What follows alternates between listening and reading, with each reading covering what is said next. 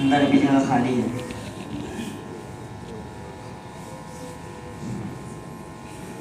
अल्हम्दुलिल्लाहि रब्बिल आलमीन वस्सलातु वस्सलामु अला सय्यिदिल अंबिया'i वल मुरसलीन व अला आलिहि व अस्हाबिहि अजमईन।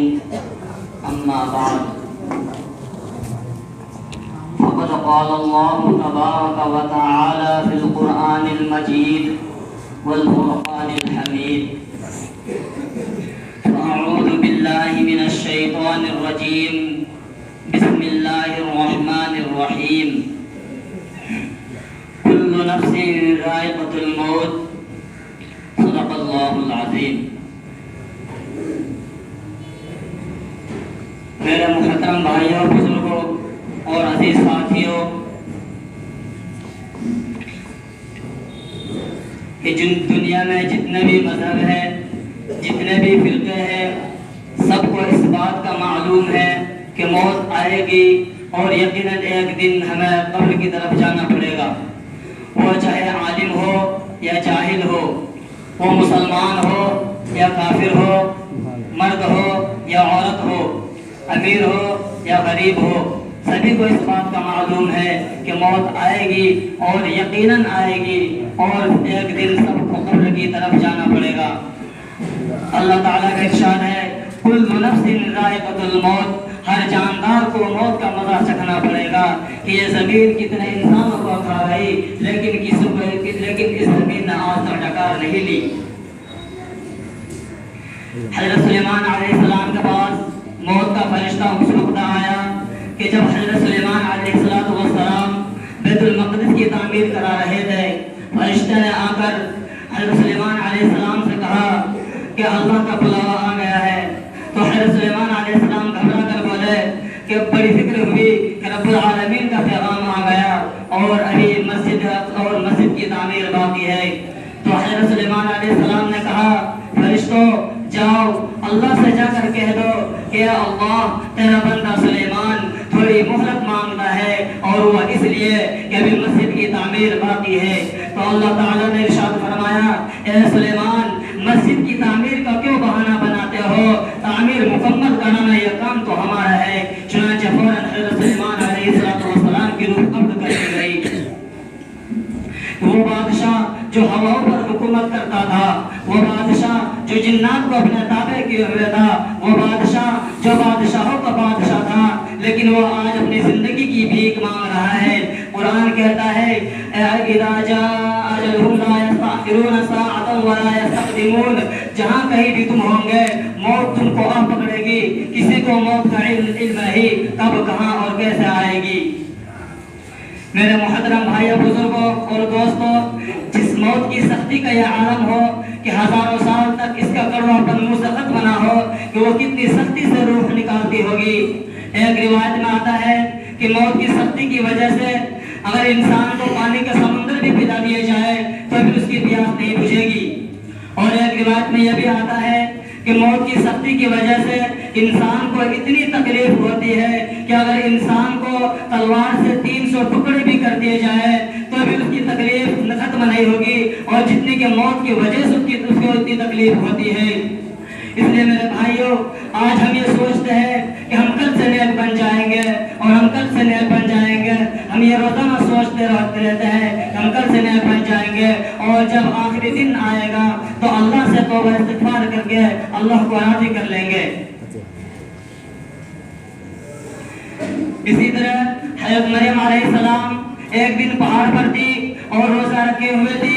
अचानक मौत का फरिश्ता आदमी की शक्ल में आया और हज़रत मरियम अलैहिस्सलाम को सलाम किया। और हज़रत मरियम अलैहिस्सलाम ने पूछा, तू कौन है? तेरी आवाज से मेरा कलेजा क्यों कांप गया? तो फरिश्ते ने जवाब दिया, ए मरियम, मेरे मुताल्लिक ना पूछ।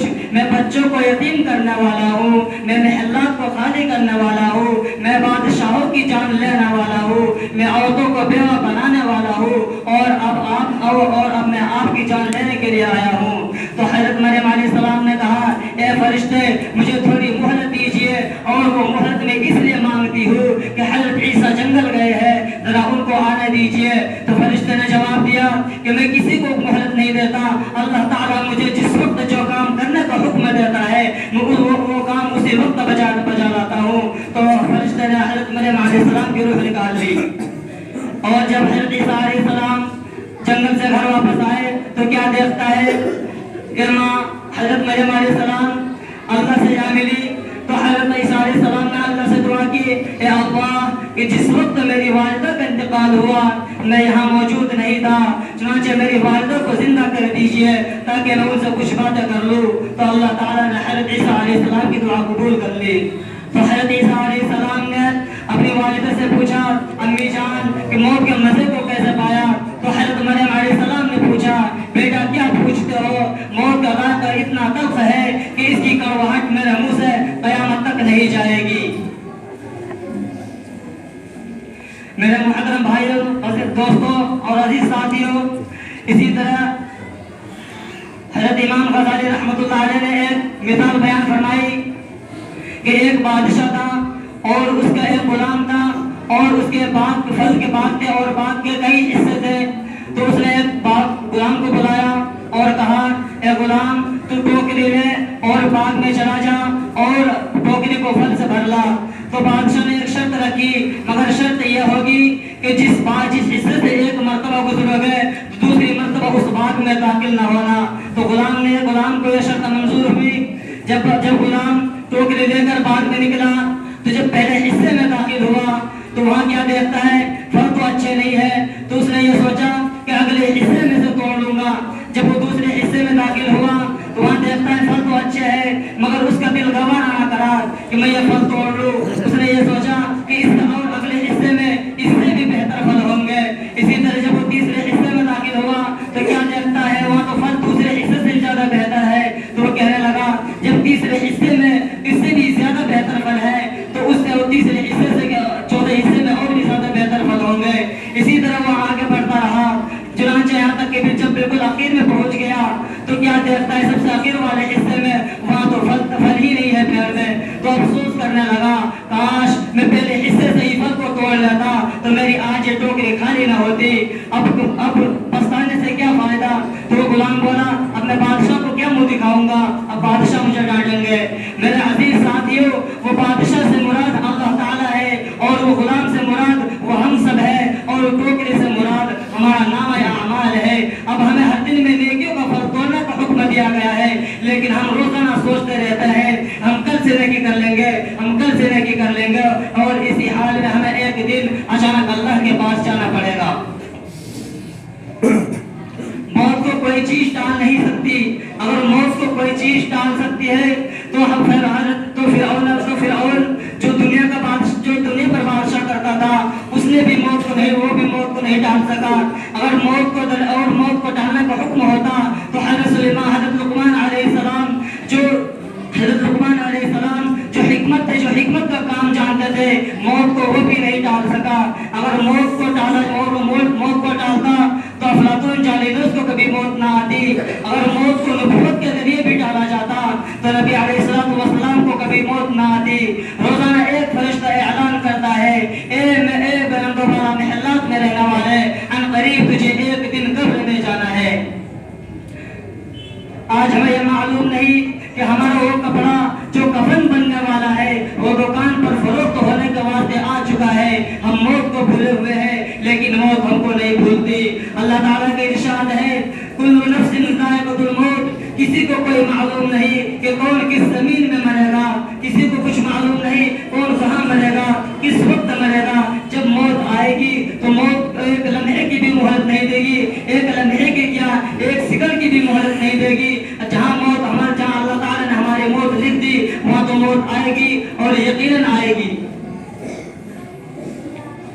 और इसी तरह हज़रत फातिमा रज़ियल्लाहु ताला अन्हा जब उनका इंतकाल हुआ तो जब उनका जनाजा रात में उठाया गया तो हज़रत अबू ज़र ग़फ़ारी रज़ियल्लाहु अन्हु जोश में आकर के कब्र से ऐलान किया, ए फरिश्ते खबरदार, जब अगर तू हज़रत फातिमा रज़ियल्लाहु ताला अन्हा को ऐसा पहुंचाता है, यह नबी अलैहिस्सलातु वस्सलाम की बेटी है, यह हज़रत अली मुर्तज़ा की बीवी है, यह करबला शहीद की माँ है।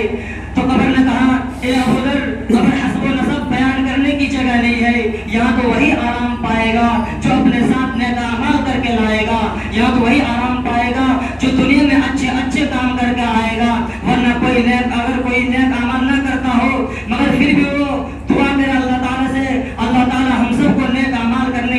तौफीक अता फरमाए। मेरे दोस्तों, मौत को कोई नहीं टाल सकता। ये कहना ये नबी की बेटी है, इसे कुछ न कहना, ये नबी की बेटी है, इसको कुछ न कहना, ये नबी की औलाद है, इसका अदब करना, ये बादशाह वक्त का बेटा है, इसको कुछ न कहना। मेरे दोस्तों, मौत को क्या, मौत तो नबी अलैहिस्सलाम को नबी अलैहिस्सलाम ना डाल सके।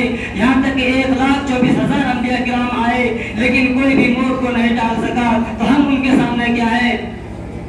इसलिए हमें चाहिए कि मौत आने से पहले हम सबको मौत की तैयारी कर लेनी चाहिए। तो मेरे दोस्तों, मुझे बतलाओ कि हम मौत की कितनी तैयारी करते हैं। हम मौत को तो भूले हुए हैं, एक तरफ को रख देते हैं। मस्जिद हमारे सामने होती है, हम मस्जिद के पास में से गुजर के जाते हैं, मस्जिद में अजान होती रहती है, लेकिन हमारे दिल में यह ख्याल भी नहीं आता कि अब मस्जिद में अजान हो चुकी है, 15 मिनट बाकी है, या 15 मिनट में हम पहले मस्जिद में आकर नमाज नहीं पढ़ सकते। कि हमारे दिल में यह ख्याल नहीं आता कि जब हम इस दुनिया से रुखसत होकर के जाएंगे तो मैदान हश्र में सबसे पहले नमाज के बारे में सवाल होगा। जिसका नमाज सही होगा तो वो दोनों जहां में कामयाब होगा। और अल्लाह ताला ने अगर तुम्हारी नमाज को तुम्हारे मुंह पर मार दी, तुम मुंह पर मार के फिर मार दी, तो बताओ हम कहाँ जाएंगे, हम किसके पास मुंह दिखाएंगे। अगर हमारी नमाज सही नहीं होगी तो हम आप अलैहिस्सलाम के क्या मुंह दिखाएंगे, हम उनकी उम्मत में से है। आप अलैहिस्सलाम ने फरमाया कि क़यामत के दिन मेरे बंदे नूर से चमकते होंगे, और वो नूर ये होगी, वो नमाज का पाबंद होगा, और उनके नाखूनों से भी चमकदार रोशनी होगी, और वो इस वजह से नाखून से रोशनी चमकदार निकलेगी जब वो अच्छी तरह से वजू करेगा, सुन्नत के मुताबिक वजू करेगा। जिस तरह आप अलैहिस्सलाम बता करके गए हैं, इस तरह से अगर हम वजू करेंगे तो हमारा वजू सही होगा। और इसी तरह जिस तरह आप अलैहिस्सलाम नमाज का तरीका हम बतला कर गए हैं, इसी तरह अगर हम नमाज पढ़ेंगे तो अल्लाह ताला हमारी नमाज को भी कबूल फरमाएंगे, और अल्लाह ताला हमको जन्नत में भी दाखिल करेंगे। अल्लाह पाक हम सबको इन बातों पर अमल करने की तौफीक अता फरमाए।